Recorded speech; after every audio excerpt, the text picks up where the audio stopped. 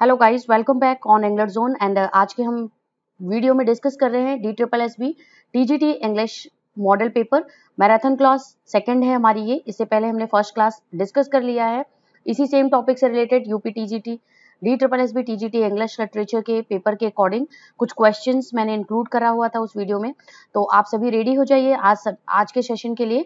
और आज के सेशन में हम कुछ इंपॉर्टेंट नंबर ऑफ क्वेश्चंस यहाँ पे मैंने ज्यादा इंक्लूड कर रखा है सो दैट कि हम एक अच्छी खासी क्लास मैराथन क्लास आज डिस्कस कर सकें आपके DSSB TGT इंग्लिश के पेपर के अकॉर्डिंग। ये क्वेश्चंस आपके ऑल अदर एग्जाम्स के लिए भी इंपॉर्टेंट है, जो कि यूपी में LT ग्रेड का जो एग्जाम होने वाला है, इसके साथ ही साथ यूपी में जो आपके जूनियर टीचर की जो वैकेंसी होने वाली है, जिसका जो एग्जाम होने वाला है, उससे भी रिलेटेड ये क्वेश्चंस इंपॉर्टेंट है। तो चलिए सबसे पहले बात कर लेते हैं फर्स्ट क्वेश्चन की। और ये रहा स्क्रीन पे हमारा first question. The poem night of the scorpion is अ, किस फॉर्म में, किस नरेशन में फॉर्म में ये डिस्कस किया गया, इस पोएम को एक्सप्लेन किया गया है, आपको बताना है। फर्स्ट पर्सन नरेशन में, ओमनिशिएंट नरेशन में, सेकंड पर्सन नरेशन में एंड थर्ड पर्सन नरेशन में। तो इसका जो करेक्ट आंसर होगा वो हमारा ऑप्शन ए है। It was in first person narration. Night of the scorpion poem नज़म एज़ेकिएल की इंपॉर्टेंट पोएम है। एक रूरल सेंटिमेंट को लेकर के ये पोएम लिखी गई है और एक मदर की फीलिंग्स को किस तरीके से वो अपने बच्चे के लिए फील करती है, वो सब कुछ इस पोएम में नज़म एज़ेकिएल ने बहुत ही ब्रिलियंटली एक्सप्लेन करा हुआ है। चलिए नंबर सेकंड क्वेश्चन की बात कर लेते हैं। And here we have the number second question. My story is an autobiography of, किसकी ऑटोबायोग्राफी है, आपको इसका आंसर देना है। कमला दास, सरोजनी नायडू, नज़म एज़ेकिएल, या है ये नन ऑफ दीज की, मीन्स इनमें से किसी की नहीं है। तो माई स्टोरी एक ऑटोबायोग्राफिकल पोएम है, जो कि ऑप्शन ए हमारा करेक्ट आंसर है। ये कमला दास की ऑटोबायोग्राफिकल पोएम है। कमला दास ने इसमें अपने जो भी वो कन्फेश उन्होंने किया हुआ है एक तरीके की, because she is regarded as the confessional poet in Indian English literature. तो my story is an autobiographical work of the Kamala Das. Next question number 3 है। यहाँ पे सभी क्वेश्चंस के बाद में आपके आंसर्स भी मेंशन है। जो भी क्वेश्चन मैं एक्सप्लेन कर रही हूँ, आप सभी से डिस्कस कर रही हूँ, उसके साथ एंड में आपको आंसर भी इसका मिलेगा। तो थर्ड क्वेश्चन की तरफ चलते हैं। Nissim Ezekiel wrote his autobiography and called it, क्या बोला है नज़म एज़ेकिएल ने, जो ऑटोबायोग्राफी की उन्होंने लिखी हुई है, उसका क्या नेम दिया है, आपको इसका आंसर देना है। 1000 फेल्योर है, a great success, my experiments of life, या माय फेल्योर। और जो करेक्ट आंसर है वो है हमारा option A, that is known as 1000 failure. Nazim Ezekiel wrote his biography, autobiography and called it 1000 failure. इसका जो टाइटल दिया था वो 1000 failure नेम से है, उनकी जो ऑटोबायोग्राफी वर्क है। सो करेक्ट आंसर इसका जो है वो ऑप्शन ए है। नंबर 4 क्वेश्चन है। Poet lover bird watcher is a poem that was published in the collection. ये पोएम्स के नेम है, टाइटल है the poet lover and bird watcher. आपको बताना है कि किस कलेक्शन में इसको मेंशन किया गया है, इसको इंक्लूड किया गया है। एंड ये सभी जो पोएम्स हैं नज़म एज़ेकिएल की पोएम्स हैं, तो आपको उस कलेक्शन का नेम बताना है। नज़म एज़ेकिएल के एग्जैक्ट नेम है, टाइम टू चेंज है, द थर्ड है, या कलेक्टेड पोएम्स है। और जो करेक्ट आंसर है इस क्वेश्चन का वो है हमारा ऑप्शन ए। ठीक है, option A is the correct answer. The exact name is the collection जिसमें love, poet, lover and bird watcher ये पोएम्स इंक्लूड की गई हैं। नंबर 5 क्वेश्चन है। Who wrote hymns and darkness, Kamala Das, Nissim Ezekiel, तोरूदत्त, या झुम्पा लहरी। किसने लिखा हुआ है ये पोएम हिम्स एंड डार्कनेस। और जो करेक्ट आंसर है वो है हमारा ऑप्शन बी, नज़म एज़ेकिएल की ये पोएम है, नज़म एज़ेकिएल ने इसको लिखा हुआ है। सो क्वेश्चन नंबर 5 का जो आंसर करेक्ट है, ऑप्शन करेक्ट है, वो है हमारा ऑप्शन 5।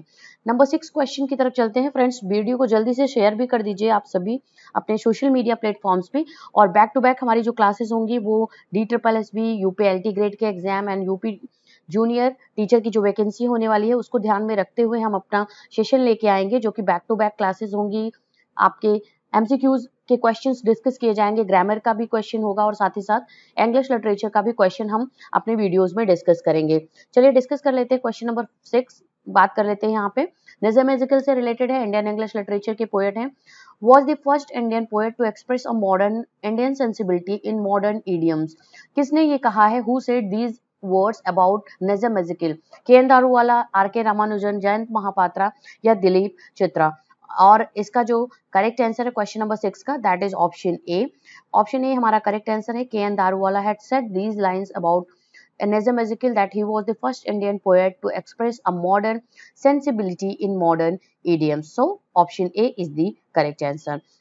Number 7 question है, who among the following writer was a university professor of English? University का प्रोफेसर था इंग्लिश का, इंग्लिश सब्जेक्ट में। आपको बताना है इनमें से कौन सा वो राइटर था जो कि एक यूनिवर्सिटी प्रोफेसर भी था इंग्लिश लैंग्वेज का।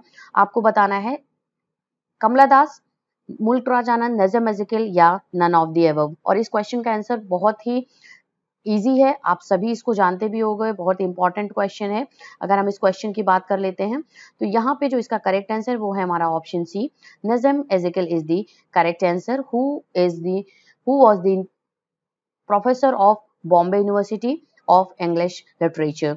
नंबर 8 क्वेश्चन की तरफ चलते हैं और 8 क्वेश्चन हमारा जो स्क्रीन पे है, I regard myself as an Indian poet writing in English who said these words about his own poetry. अपनी खुद की पोइट्री के बारे में ये लाइंस किसने लिखी हुई हैं? I regard myself means मैं अपने आप को इंडियन पोएट समझता हूँ जो कि इंग्लिश में लिखता है, अपने आप को रिगार्ड करता हूँ इंडियन पोएट जो कि इंग्लिश लैंग्वेज में अपनी पोएम्स को, अपनी पोइट्री को लिखता है।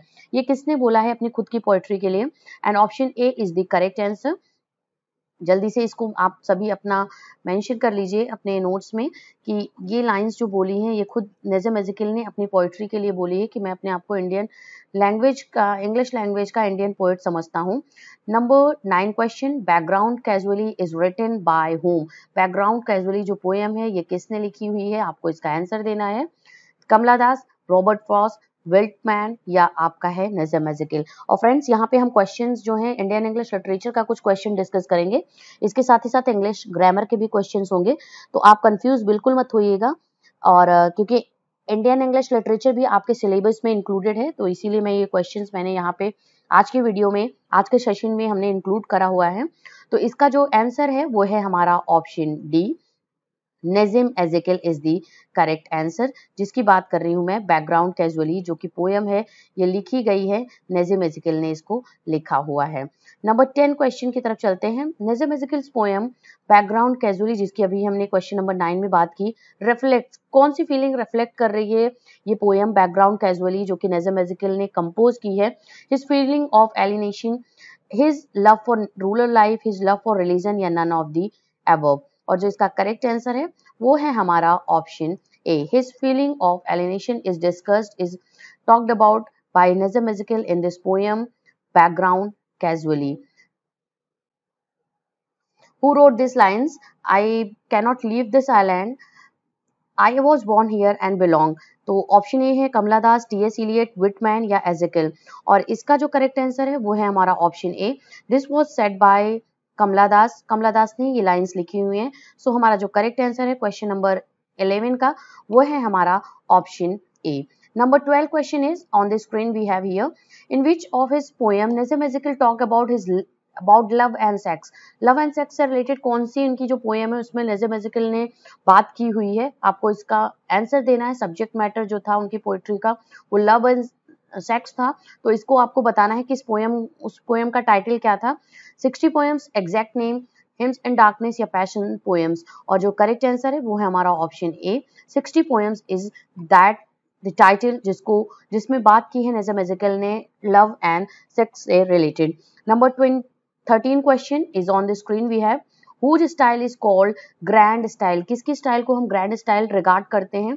ऑप्शन है मिल्टन, शेले, वर्ड्सवर्थ, शेक्सपियर। ये बहुत ही इजी क्वेश्चन है और बहुत ही इंपॉर्टेंट क्वेश्चन है, मैं मेंशन कर दे रही हूँ यहाँ पे। तो जो आंसर है क्वेश्चन नंबर 13 का वो है हमारा ऑप्शन ए, ठीक है, Milton. John Milton style, writing style, poetic style is regarded as the grand style, क्योंकि उन्होंने जिस तरीके से पैराडाइज लॉस्ट को लिखा हुआ है कि ब्रिलियंटली, किसने ग्रैंडियोर के साथ में उन्होंने टेक्निक्स को यूज करा हुआ है जो एक एपिक पोइट्री लिखने के लिए यूज करी जाती हैं, उन सब की वजह से, इन उनकी पोइटिक क्वालिटी की वजह से, उनकी पोइटिक स्किल्स की वजह से उनके स्टाइल को ग्रैंड स्टाइल रिगार्ड किया जाता है इंग्लिश लिटरेचर में। Number 14 question in on the screen we have here, night of the scorpion is a poem by. Night of the scorpion जो पोएम है ये किसकी पोएम है, आपको इसका आंसर देना है। और इसके आंसर की डायरेक्टली बात हम कर लेते हैं। और इसका जो आंसर है night of the scorpion poem का, उसके ऑप्शंस में दे देती हूँ, कमला दास, नजम एज़ेकिएल, डॉम मॉरिस या ए के रामानुजन। और जो करेक्ट आंसर है that is option b, Nissim Ezekiel की ये पोएम है night of the scorpion. Number 14 के बाद 15 क्वेश्चन की तरफ चलते हैं। Who is bitten by the scorpion in the night of the scorpion? The poet, narrator, mother या ऑप्शन डी है द फादर। और जो कैरेक्टर है, करेक्ट आंसर है वो है हमारा ऑप्शन बी, द नरेटर, जो कि उनकी मदर होती है नरेटर। और नरेशन की यहाँ पे बात करेंगे क्योंकि नरेटर यहाँ पे जो होता है वो खुद इस स्टोरी को बता रहा है कि who is bitten in the scorpion in the night of the scorpion. और एक स्टोरी को जो एक्सप्लेन करते हुए जो पोएम लिखी गई है वो, तो यहाँ पे हम बोलेंगे कि नरेटर को जो बाइट किया था स्कॉर्पियन ने इस poem night of the scorpion में। Number 16 question we have on the screen, the background of the Night of the Scorpion is। Night of the Scorpion का जो बैकग्राउंड है वो क्या है? मॉडर्न बैकग्राउंड पे ये पोएम है, रूरल बैकग्राउंड, अर्बन या इंडियन? और जो करेक्ट आंसर है वो है हमारा option b, this is on rural background. ठीक है, ये पोएम जो है ये रूरल बैकग्राउंड पे लिखी गई है, नजम एज़ेकिएल ने इसको लिखा हुआ है। Number 17 question, night of the scorpion is written in, कौन से स्टैंजा फॉर्म में ये पोएम लिखी गई है? Blank verse, free verse, iambic pentameter या iambic hexameter? And we have the correct answer, that is this poem is written in free verse, जिसको हम बोलते हैं कि उसमें किसी तरीके का बाउंडेशन नहीं होता, कोई जो मीटर पैटर्न, राइमिक पैटर्न होते हैं या रिदमिक पैटर्न्स होते हैं, एक जो स्टैंजा फॉर्म्स होते हैं उसको नहीं फॉलो किया जाता है। फ्री वर्स में ये पोएम लिखी जाती है, ओपन लाइन्स इसको बोलते हैं इस पोएम को। और इसमें किसी भी तरीके का आपका स्ट्रेस या अनस्ट्रेस जो सिलेबल्स होते हैं उनका बाउंडेशन नहीं होता है। और मॉडर्न टाइम में इसी तरीके की पोइट्रीज, इसी स्टैंजा फॉर्म में मैक्सिमम पोइट्रीज जो हैं वो लिखी जाती हैं।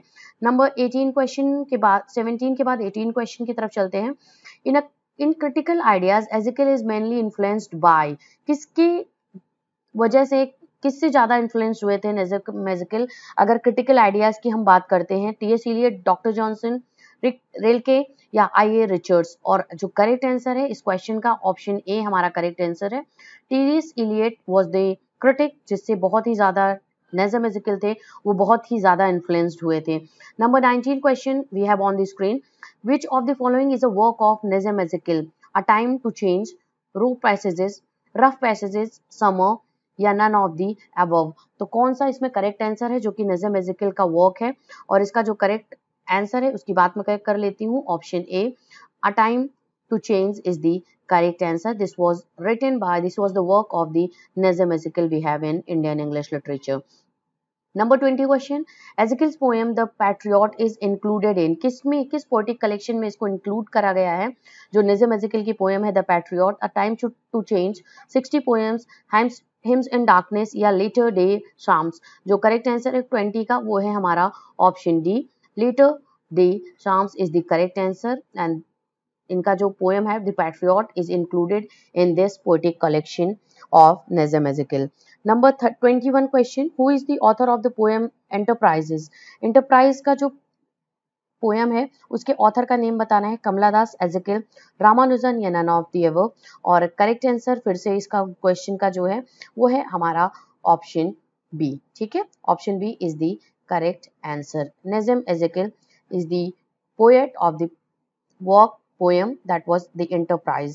Numbers 22nd, the theme of alienation is a central to the poetry of, किसकी पोइट्री में जो थीम ऑफ द एलिनेशन है वो बहुत ही ज्यादा आपको एक सेंट्रल सब्जेक्ट मैटर आपको दिखेगा उस पोएट के, तो उसका आंसर देना है। अभी जो प्रीवियस क्वेश्चन था हमारा जो एबव हमने डिस्कस कर रखा था स्टार्टिंग में भी, उसमें हमने बात की थी, तो जो करेक्ट आंसर है ऑप्शन ए हमारा करेक्ट आंसर है। नजम एज़ेकिएल की जो पोएट्रीज हैं वो आपको उसमें जो थीम मिलेगा वो एलिनेशन का उनका थीम मिलेगा, और उनकी पोएट्री में मैक्सिमम थीम आपको इसी पे बेस्ड ऑन उनका पोएट्री उन्होंने लिखी हुई है। नंबर 23 क्वेश्चन है, in India by Nissim Ezekiel depicts the relationship between literature and sex, literature and peace, literature and environment and literature and war. और इसका जो करेक्ट आंसर है वो है हमारा option A, literature and sex is the correct answer. Number A यहाँ पे होगा, यहाँ पे मैं सी मेंशन है। 24 क्वेश्चन की बात कर लेते हैं। Cast off scattered for 1,000 year, where shall we live in peace with our neighbors? Who speak these lines? किसने इस लाइन्स को बोला है? Cast off scattered for 1,000 years, Nissim Ezekiel, Kamala Das, Jayanta Mahapatra या आर.के. नारायण। और करेक्ट जो आंसर है वो है हमारा ऑप्शन ए। इस क्वेश्चन का करेक्ट आंसर हमारा ऑप्शन ए है, जिसमें हम बात कर रहे हैं जो ये लाइंस बोली गई हैं ये किसने बोली हैं, तो ये रहा cast off scattered for 1,000 years, where shall we live in peace with our neighbors, that was said by Nissim Ezekiel. Number 24 question के बाद 25 क्वेश्चन जो हमारा स्क्रीन पे है उसकी बात कर लेते हैं। I am not believing in ceremony always, I am enjoying your company. Which poem of Ezekiel the above lines are taken from? The Patriot, Night of the Scorpion, Background Casually, या तो To a Certain Way। तो correct जो answer है इस question का वो है हमारा ऑप्शन ए। निज़म एज़ेकिल की पोएम द पैट्रियट में इस लाइन का आपको डिस्क्रिप्शन मिलेगा जिसकी हमने बात की। 25 जो पोएम है यहाँ पे आई एम नॉट का जो करेक्ट आंसर है ऑप्शन ए का, ऑप्शन ए है द पैट्रियट में इस लाइन का डिस्क्रिप्शन मिलता है निज़म एज़ेकिल की। कमला दास गॉट केरला साहित्य academy award in the year. आपको बताना है कमला दास को केरला साहित्य अकेडमी अवार्ड किस ईयर में उनको प्रेस्टिजियस अवार्ड ये उनको ऑनर दिया गया था। आपको बताना है इसका आंसर ए 1985, 1969, 1964 या 1965। और जो इसका करेक्ट आंसर है वो है हमारा option b 1969। This is the correct answer. In this year Kamala Das got Kerala Sahitya Academy Award in 1969. Number 27 question we have on the screen. And 27 question है what is the pen name of Kamala Das? Kamala Das का जो pen name था वो क्या था? आपको उसका answer देना है। माधवीकुट्टी, रत्नावली, कराली देवी या सरोजनी नायडू। और ये बहुत ही इंपॉर्टेंट क्वेश्चन है अगर हम इंडियन इंग्लिश लिटरेचर पढ़ रहे हैं तो इस और सिलेबस में आपके पूछा जाएगा अगर एग्जाम में किसी भी एग्जाम में, तो ये एक तरीके का इंपॉर्टेंट क्वेश्चन है जो कि आपको जरूर ध्यान देना है। और जो करेक्ट आंसर है इस क्वेश्चन का वो है हमारा option A. Option A is the correct answer. The pen name of Kamala Das was Madhavikutty. ठीक है, क्योंकि वो मलयाली थी और मलयालम लैंग्वेज में वो लिखा करती थी अपने जो पोएम्स थी। नंबर 28 क्वेश्चन है the mother tongue of Kamala Das was Konkani, Bengali, Malayalam या तमिल। अभी जस्ट मैंने आपको बताया कि वो किस जो एक रीजन है इंडिया का वो किस रीजन से बिलोंग करती हैं कमला दास, तो that is option C, Malayalam is the mother tongue of the Kamala Das. Number 29 question we have here, who among the following later embraced Islam? इस्लाम को किसने embrace किया है? अपने जो लास्ट फेज ऑफ उनका लिटरेरी करियर था या लास्ट फेज ऑफ लाइफ था उसमें इस्लाम को जो एक तरीके से एम्ब्रेस किया है that was Kamala Das. Option B हमारा जो है वो कमला दास है। और कमला सुरैया के नेम से उन्होंने अपना जो इस्लाम जब उन्होंने एम्ब्रेस किया, इस्लाम को जब अपनाया उन्होंने, तो अपना जो नेम एक उन्होंने रखा था that was Kamala Surayya. Number 30 question we have, Kamala Das died in the year. किस ईयर में उनकी डेथ हुई थी? 2009, 2008, 2004 या 2005। और 30 का जो हमारा करेक्ट आंसर है वो है हमारा ऑप्शन ए 2009। ठीक है, 2009 इज द करेक्ट आंसर जब कमला दास की डेथ हुई थी। ठीक है, ये हमारा करेक्ट आंसर है। 31 है स्क्रीन पे question, Kamala Das poetry can be social poetry वो लिखा करती थी, रिलीजियस, पॉलिटिकल या कन्फेशनल। और स्टार्टिंग में मैंने वीडियो के आपको बता दिया था कि कमला दास को कौन सी पोएट की कैटेगरी में हम रखते हैं, किस तरीके की पोएट्री वो लिखा करती थी जिसकी वजह से वो बहुत ज़्यादा फेमस हुई। और जो करेक्ट आंसर है इस क्वेश्चन का, क्वेश्चन नंबर 30 का, वो है हमारा option A option D, confessional poet regard किया जाता है उनको, जो पोइट्रीज उनकी है उनको हम कन्फेशनल पोएट्री की कैटेगरी में रखते हैं। That's why Kamala Das is regarded as the confessional poet of Indian English literature. 31 question के बाद 32nd क्वेश्चन है, who said poetry does not sell in India in this country, means in this country means in India, poetry does not sell in this country। ये किसने बोला है, आपको इसका answer देना है, कमला दास, नजम एज़िकिल, जयंत महापात्रा या के.एन. दारूवाला। और जो इसका करेक्ट आंसर है वो है हमारा ऑप्शन ए, कमला दास ने ये लाइंस बोली हैं कि इंडिया में पोएट्री को आप सेल नहीं कर सकते हो। ये एक तरीके का उनका कोटेशन था। नंबर 33 क्वेश्चन है, who said I want to fill my life with as many experiences as I can manage to garner because I don't believe that one can get born again। कमला दास ने ये कब बोला है या किसने बोला है लाइंस, और यहाँ पे ऑप्शंस में हमारे सामने अवेलेबल कमला दास का ही मेंशन है। तो कमला दास ने ये अपने इंटरव्यू में बोला है विद शोभा वारियर, या कमला दास इन हर पोएम्स, कमला दास इन हर ऑटोबायोग्राफी, या शी डिड नॉट से सो, ऐसा उन्होंने नहीं कहा। बट इसका जो करेक्ट आंसर है, उन्होंने ऐसा बोला था, और ऐसा उन्होंने कब बोला था, जब वो एक इंटरव्यू दे रही थी शोभा वारियर को, and at that time she said this lines, I want to fill my life with as many experiences as I can manage to garner because I don't believe that one can get born again।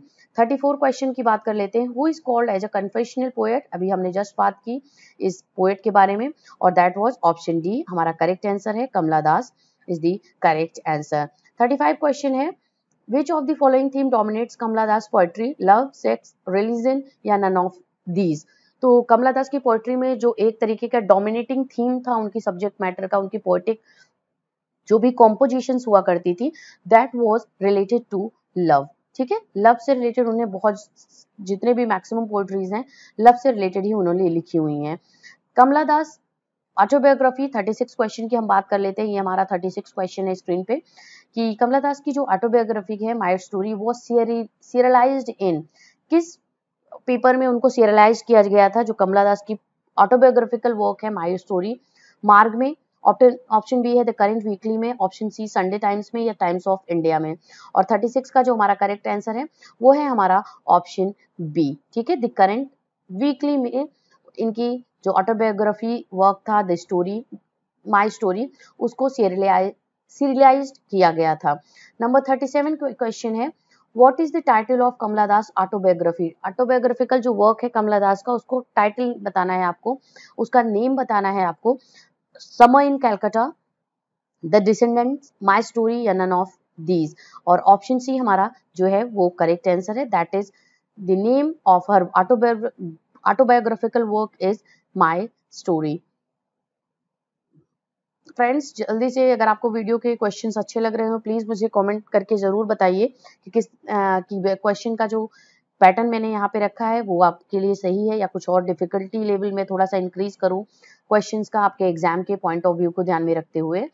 चलिए बात कर लेते हैं number 38 question की, which of the following collection of poems is written by Kamala Das, summer Calcutta, Gitanjali, leaves of grass या songs and sonnets. कौन सा इनमें कलेक्शन जो है पोएम का वो कमला दास ने लिखा हुआ है, आपको उसका आंसर देना है। और आप सभी बहुत भली बात ही परिचित हो, बहुत अच्छे से जानते हो, फेमिलियर हो कमला दास की पोएटिक जो वॉल्यूम्स हैं। और ऑप्शन ए हमारा करेक्ट आंसर है, summer is Calcutta is the collection of poems that was composed by Kamala Das. Number 39 question है, find out which part of sentence has an error. आपको इसका आंसर देना है। अब हमारा ग्रामर का क्वेश्चन यहाँ पे है, ये क्वेश्चन 39 जो है, द एग्जामिनर यहाँ पे बताना है, option A B C D में से बताना है कि किस पार्ट में एरर है। The examinations of the undergraduate students, option A है, are likely to commence from Friday, option D है नो एरर। तो किस पार्ट में आपको एरर मिल रहा है, आप जल्दी से बताइए। The examinations of the undergraduate students are likely to commence from Friday। तो ये हमारा ऑप्शन सी जो है वो करेक्ट है, कि ऑप्शन सी पार्ट में ये यहाँ पे एरर दिख रहा है इस पार्ट में। The examination of the undergraduate students are likely to commence from Friday। This from Friday is an error part। Number 40 question है, फिर से आपको एरर ढूंढना है इस ABCD ऑप्शन में से। The principal claimed that there were less than 50 students present in the building when it caught fire. किस ऑप्शन में, कौन से ऑप्शन में आपको यहाँ पे एरर मिल रहा है, इसका आंसर जल्दी से दीजिए। The principal claimed that there were less than 50 students present in the building. और ऑप्शन बी जो हमारा है वो करेक्ट आंसर है। यहाँ पे देयर वॉज होना चाहिए, ना कि वर होना चाहिए, ठीक है। ऑप्शन क्वेश्चन नंबर 41 है, कौन है, नहीं, find out which part of sentence has an error. The price of this car is higher than your new car. No error. The price of this car में error है या is higher than, option see your new car या option D no error. तो find out the error जो part होगा हमारा वो हमारा ऑप्शन सी में होगा, क्योंकि यहाँ पे न्यू कार नहीं होगा, योर्स होगा, ठीक है।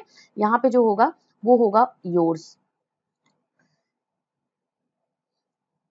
The price of this car is higher than yours, ठीक है। आपकी, योर्स का मतलब हो गया आपकी कार, बार बार वहां पे सेम चीज का यहाँ पे मेंशन नहीं करना है। ऑप्शन सी में एरर है इस क्वेश्चन के। 42 क्वेश्चन है, फिर से आपको एरर करना है, एरर फाइंड आउट करना है। No sooner the bell rang than all students ran out of their classes helter shelter. No error. कौन से ऑप्शन में आपको गलती दिख रही है आपको बताना है यहाँ पे। तो यहाँ पे जो ऑप्शन ए हमारा है उसमें एरर पार्ट है, क्योंकि नो सूनर आ गया है, तो नो सूनर यहाँ पे होगा डिड, उसके बाद द बेल रिंग होगा, ना कि रैंग होगा, ठीक है। यहाँ पे आना चाहिए डिड और रिंग, ठीक है। 43 क्वेश्चन में फिर से आपको एरर ढूंढना है, क्योंकि एरर से रिलेटेड बहुत से क्वेश्चंस आते हैं एग्जाम में, और एरर जो है ये आपको बताना है किस ऑप्शन में है। ऑप्शन मैंने आपको एक बारी मेंशन कर देती हूँ। ऑप्शन ए है even though this shirt is rather expensive. Option B है but I wish to. Option C है purchase it with my own money, या ऑप्शन डी है नो एरर। किस पार्ट में आपको एरर दिख रहा है आप जल्दी से इसको बताइए। और जो हमारा ऑप्शन बी है वो हमारा एरर पार्ट है। यहाँ पे even though the shirt is rather expensive I wish to को के पार्ट में यहाँ पे एरर है। नंबर 44 क्वेश्चन है, find out which part of the sentence has an error which we have lived in this house ever since. Option B my father has died. तो यहाँ पे तो क्वेश्चन नंबर 44 में जो करेक्ट आंसर है किस part में एरर है, ऑप्शन ए में एरर है। वी हैव बीन लिविंग होना चाहिए, हैव लिव्ड की जगह यहाँ पे बीन लिविंग होना चाहिए, ठीक है। We have been living in this house ever since my father has died, ठीक है। वी हैव बीन लिविंग का यहाँ पे होगा, क्योंकि सिंस का यहाँ पे मेंशन हो रहा है, दैट्स वाई यहाँ पे हम इस हाउस में रह रहे हैं ever since my father has died. Number 45 question है, identify the type of the clause in the bracket. आपको बताना है कि ये जो क्वेश्चन है यहाँ पे our neighbor who moved in last year wants to borrow the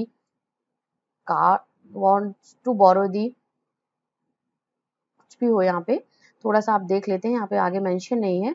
तो आपको बताना है कि जो ब्रैकेट में ये पार्ट दिया गया है इसमें कौन सा क्लॉज है, noun clause, adjective clause, adverbial clause या रिलेटिव क्लॉज। और फ्रेंड्स DSSB TGT के पेपर को आप देखोगे ना तो आपको मैक्सिमम जो क्वेश्चंस होंगे वो क्लॉजेस से रिलेटेड होंगे, और क्लॉज एक ऐसा पार्ट है जहाँ पे बहुत कंफ्यूजन होती है, और इस पार्ट को आप बहुत ही अच्छे से तैयार करके जाइए, क्योंकि इससे रिलेटेड क्वेश्चंस आपके एग्जाम में जरूर पूछे जाएंगे और आपको उनको करेक्ट करके ही आना है। तो यहाँ पे आपको बताना है who moved in last year, इसमें कौन सा आपको क्लॉज दिख रहा है, इसका जल्दी से आंसर कर दीजिए मुझे।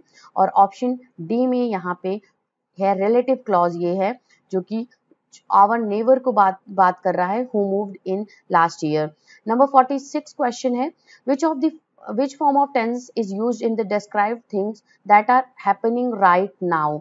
आपको बताना है कि कौन सा टेंस यूज होता है जबकि जो चीज अभी अभी हो रही हो उसको डिस्क्राइब करने के लिए किस टेंस का यूज करते हैं। इस तरीके के क्वेश्चन DSSB में जरूर पूछे जाते हैं, क्योंकि ये क्वेश्चन मैंने प्रीवियस ईयर पेपर से निकाल के यहाँ पे इंक्लूड करा हुआ है इस वीडियो में। तो आपको उसका बताना है कि कौन सा टेंस होता है जिसको हम जो चीजें अभी हो रही होती हैं उसको एक्सप्लेन करने के लिए, उसको डिस्क्राइब करने के लिए किस टेंस का यूज करते हैं, future tense, present tense, perfect tense या पास्ट टेंस। और ऑप्शन बी जो होगा हमारा वो करेक्ट आंसर होगा, क्योंकि प्रेजेंट टेंस की बात कर रहे थे हम। जैसे मैं खाना खाता हूँ या मैं खाना खा रहा हूँ, मैं पढ़ाई कर रहा हूँ, जो चीज अभी चल रही होती है, हैपन राइट नाउ, उसको डिस्क्राइब करने के लिए हम प्रेजेंट टेंस का यूज करते हैं।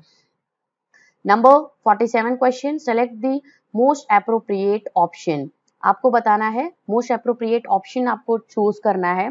The past continuous tense is also known as. अगर पास्ट कॉन्टिन्यूअस टेंस की बात करते हैं तो किस नेम से हम उसको और जानते हैं, past progressive tense, future tense, simple past tense या पास्ट परफेक्ट टेंस। तो past continuous means past continuous कोई चीज पास्ट में हो रही होती थी, उसकी बात करते हैं तो उसको हम ऑप्शन ए बोलेंगे, क्योंकि past progressive tense continuous tense का ये आपका सिनोनिम्स है। तो 48 क्वेश्चन है, Keats was the Greek who gave this remark.